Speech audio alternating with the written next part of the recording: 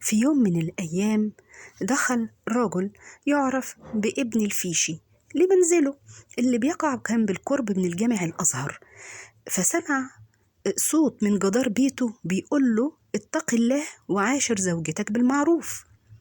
فالراجل ظن انه من الجان، يعني حد من الجان قاعد في الحيطة بيكلمه، فراح قال لأصحابه، حدث أصحابه بده. فأصحابه رجعوا معاه البيت علشان يشوفوا الكلام ده صح ولا غلط، وهم كمان سمعوا كلام الجدار، فابتدوا يسألوا الجدار والجدار يرد عليهم جدار الحيطة، وقعدوا يدوروا طب حد بيتكلم، طب حد بيعمل فيهم، ما لقوش حاجة. طب غلب على ظنهم برضو إنه من الجان، إن في جن قاعد في الحيطة، وابتدى الأمر يشيع بين الناس، والقاهرة ومصر كلها ارتجت للأمر ده. ابتدى الناس تيجي من كل مكان لبيت الفيشي ده أو لبيت ابن الفيشي علشان يبتدوا يشوفوا أو يسمعوا الجدار اللي بيتكلم، وابتدوا يتكلموا للجدار والجدار يرد عليهم ويسألوه ويقول لهم. ابتدى الكلام ده ينتشر بين الناس جدا، فالناس ابتدت تقول عبارة يا سلام سلم الحيطة بتتكلم.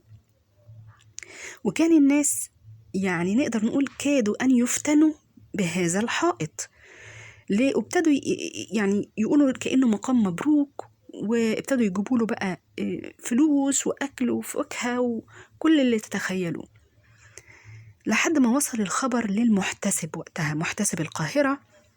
فركب محتسب القاهرة وراح لبيت ابن الفيشي، كان اسمه محمود العجمي، المحتسب كان اسمه محمود العجمي، وراح علشان يشوف ايه الحائط اللي فتن الناس ده، ووقف عند الحائط وابتدى يحدثه والحائط يرد عليه.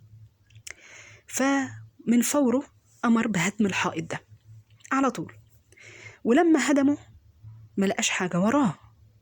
فالمهم محمود العجمي رجع لبيته اللي هو المحتسب، وهو عمال متعجب جدا وحاسس إن في الأمر حيلة بس مش عارف يكشفها إزاي. وازدادت فتنة الناس أكتر وأكتر بالحائط، وابتدى المحتسب يبعت من يكتشف له الخبر ويشوف انقطع الكلام في الحائط ده بعد ما هده ولا لسه. فاللي راح يشوف الخبر لقى الراجل لسه بيتكلم المكان الحيطة وبترد عليه حتى وهو بعد ما تهد. فتحير جدا، طبعا رجع للمحتسب بالكلام ده، فتحير جدا. المحتسب ده يا ولاد كان شهم جدا وجريء، وكان كل أعماله زي ما بنقول كده أعمال محمودة، وإذا تولى المنصب زي ما بنقول أو تولى عمل كان بيعمر هذا المكان حتى لو كان خرابة، وإذا تولى منصب رخصت الأسعار، وإذا عزل ارتفعت الأسعار تاني، فكانت العامة أو الناس بتروح تطلب إنه يعود لمنصبه وهكذا. فكان راجل كويس جدا ومتقي الله يعني. المهم زي ما قلنا لما رجع الراجل اللي بعته يشوف الخبر خبر ابن الفيشي ورجع له وقال له إنه مازال برضه بيحدث الحائط، قام فورا المحتسب وخد جماعة من أصحابه وراح لبيت ابن الفيشي وقال له، قعدوا بقى جنب الحتة اللي هي المفروض المكان اللي كان فيه الجدار، وقال لابن الفيشي قل لهذا المتكلم القاضي العجمي يسلم عليك. فقال يا سيدي الشيخ القاضي يسلم عليك. فقال الجدار وعليه السلام ورحمة الله وبركاته. فقال المحتسب قل له، بيقول لابن الفيشي يعني أن يسأل الجدار إلى متى هذا الفساد؟ فأجابه الجدار إلى أن يريد الله تعالى. فقال قل له إن هذا الذي تفعله فتنة للناس وما هو بجيد. فرد عليه الجدار ما بقى بعد هذا كلام ثم سكت. فقام العجمي من مكانه وهو يدبر لاكتشاف الحيلة، برضه هو في دماغه أن هناك أمر ما حيلة في هذا الأمر.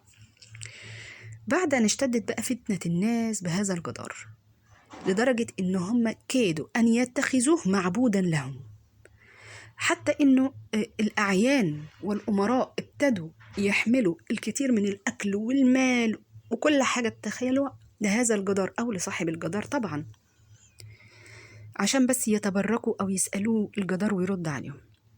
وتمر الأيام، وفي يوم من الأيام ركب المحتسب لدار ابن الفيشي وأمر بالقبض عليه هو ومراته، ورجع بيهم إلى داره، وما زال يستدرجهم ويستجوبهم حتى اعترفت المرأة مرات ابن الفيشي زوجته يعني بأنها هي التي كانت تتكلم.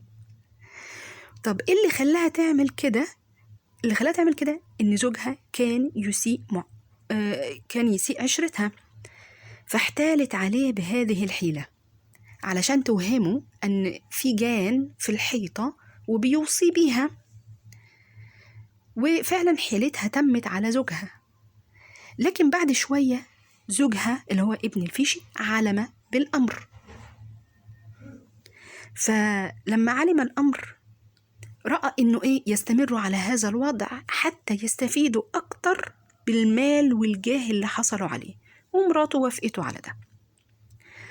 وبكده اكتشف المحتسب أمر الحيلة، وظلت العبارة اللي هي بتاعت يا سلام سلم الحيطة بتتكلم بتستخدم إلى يومنا هذا، ولكنها أصبحت تستخدم للدلالة على التقليل من شأن من يتحدث في أمر ما، وكأنه المرأة المحتالة في دور الحيطة يعني.